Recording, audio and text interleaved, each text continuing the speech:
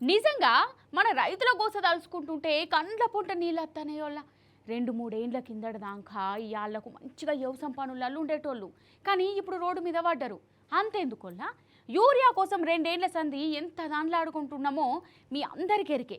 Urea కరువు పట్టుకొచ్చింది కాంగ్రెస్ సర్కారు. ఇక చేసిన ఘనకార్యం సాలలేదని ఇప్పుడు యూరియా యాప్ని పెట్టి కొత్త పంచాయతీ మోపియేసింది. ఈ యాప్ గురించి రైతులు ఏమంటుర్రో మీరే చూడాలి. ఇగో ఇది ఇప్పుడు మన తెలంగాణలో రైతుల పరిస్థితి. ఇప్పుడేంది 2 ఏండ్ల సంధికి ఇదే కథ. రోడ్డు ఎక్కని రోజు లేదు.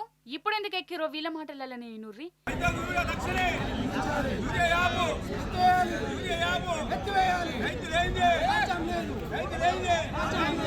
యూరియా యాప్ సమస్యలు రైతులందరికీ ఎరువులు పెంచిన ఎరువుల ధరలు మొక్కజొన్న డబ్బులు వెంటనే రైతు భరోసా పెండింగ్ డబ్బులు వెంటనే ఇన్నరా అసలు యూరియా యాప్ అవసరమానోళ్ళ మీరే చెప్పుర్రి. ఈ యాప్తోని యూరియా తీసుకోవాలంటే స్మార్ట్ ఫోన్లు ఉండాలి. ఎంతమంది రైతుల కాడ ఉన్నాయి?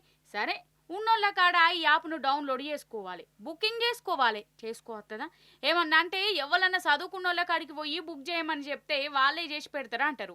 గిదేమన్నా మాటనేనా? ఎవరని చేస్తారు? ఊర్లలో అందరూ ఒక్క తీరులోనే ఉంటారా? అంటే యూరియా తీసుకోవాలంటే వేరేటోళ్ళకు షాయి బొట్టు దాబిచ్చి వాళ్ళను బుజ్రకిచ్చుకుంటా బతలాడుకుంటా బుక్ చేసుకోవాలనా? గిట్లనే గరమైతురు రైతులు. అందుకే రోడ్ల మీదకి వచ్చి ధర్నాలు రాస్తారో కొలు చేస్తాన్లోల్లా ఈ యాపులు గీపులు మాకద్దు, మాకు యూరియా బత్తాలి ఈ సాలు అని అంటుర్రు.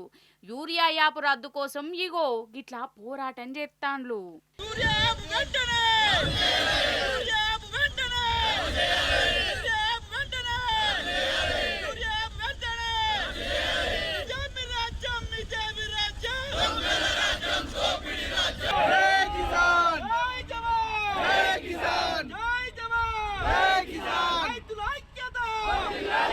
నిజం చెప్పుర్రోల్లా అసలు ఈ 2.5-3 ఏండ్ల సంధి రైతు బతుకు బాగుపడ్డదా? దినదినం గండమే. కంటి మీద కునుక అనేదే ఉంటలేదు. అసలు కొత్తగా యాపులేంది ఎన్నడులేంది? అప్పట్లో కేసీఆర్ సార్ ముఖ్యమంత్రిగా ఉన్నప్పుడు ఈ యాప్ల ముచ్చట వచ్చిందా? రైతులు దుక్నాల కాడికి పోయిర్రా? వాళ్ళ పొడాల కాడికే యూరియా బత్తాలు వచ్చేటి. ఆటో డ్రైవర్కు చెప్తే చాలు బత్తాలేసిపోయేది. కానీ ఇప్పుడు ఎట్లున్నది? రోజుల కమానం లైన్లలో నిలబడ్డరు. తిండి తిప్పలు మానేసి యూరియా సెంటర్ల కానే ఉన్నారు.